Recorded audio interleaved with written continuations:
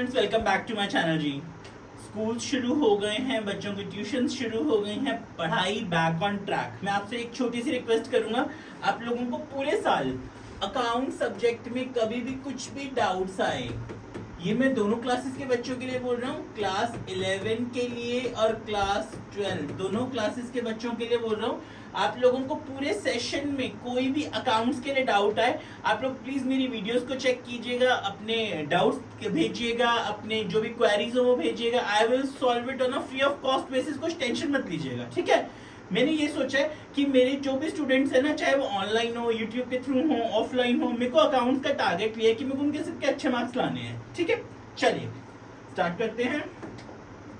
एक क्वेश्चन है मेरे पास, मैंने अपना एक क्लास 11 का जर्नल वाला पार्ट बनाया हुआ है फर्स्ट, उसका मैं सेकंड बना रहा हूँ जिसमें जर्नल एंट्रीज के क्वेश्चंस हैं हमारे। क्लास 11 के लिए ना जो जर्नल एंट्रीज है बहुत बहुत इंपॉर्टेंट है, ठीक है। जर्नल एंट्रीज में क्या होगा, हमारा एक जो ट्रांजैक्शन होती है, जैसे एक ट्रांजैक्शन होती है, हमने इसको कन्वर्ट करना है एंट्री में।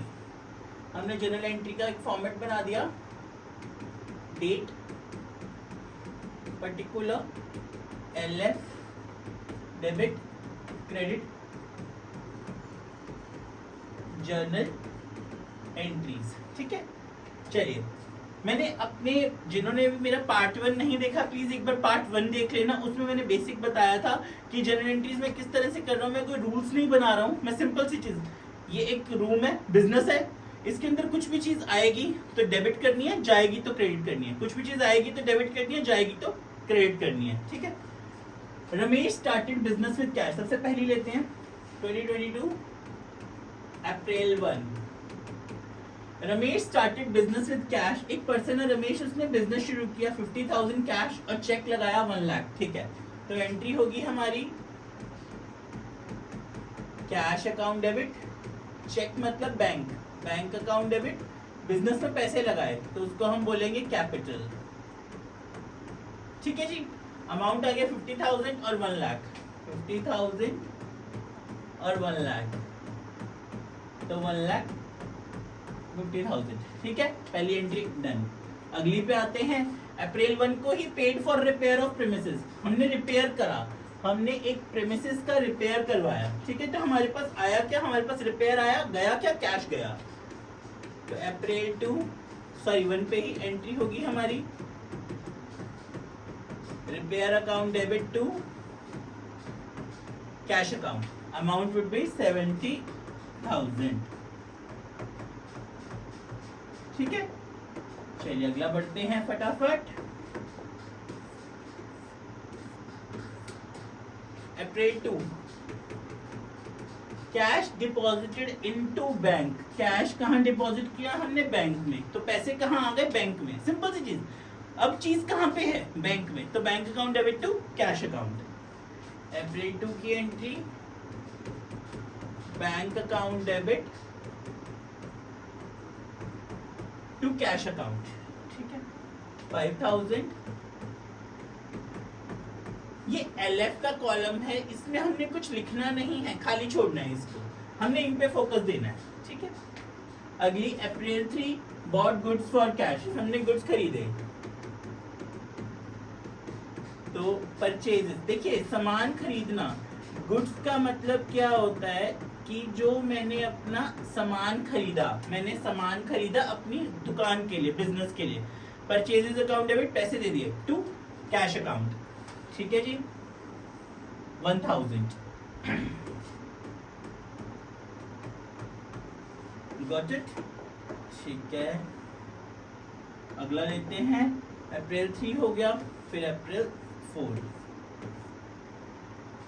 Due cash from bank for office use, bank से पैसे विड्रॉ करे, ऑफिस में आ गए, बैंक से विड्रॉ करे, ऑफिस में आ गए, मतलब ऑफिस में क्या आ रहा है, कैश आ रहा है, तो cash account debit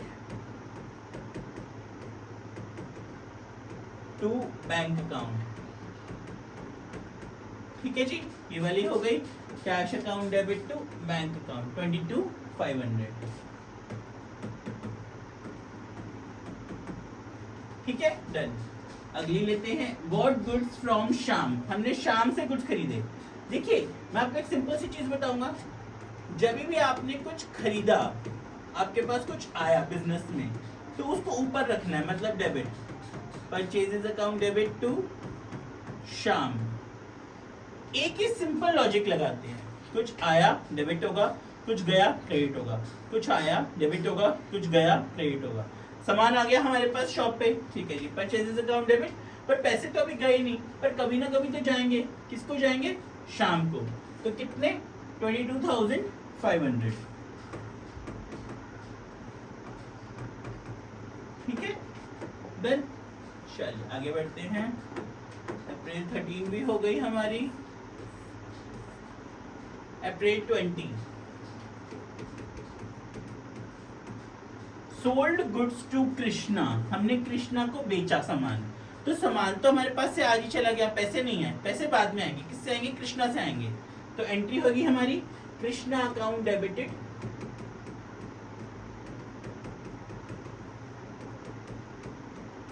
to sales account. Krishna account debited to sales account. Amount would be 15,000। ठीक है, डन। अगली है अप्रैल 24। पैसे आ गए कृष्णा से, अब पैसे आ रहे हैं। April 24 cash account debit to Krishna.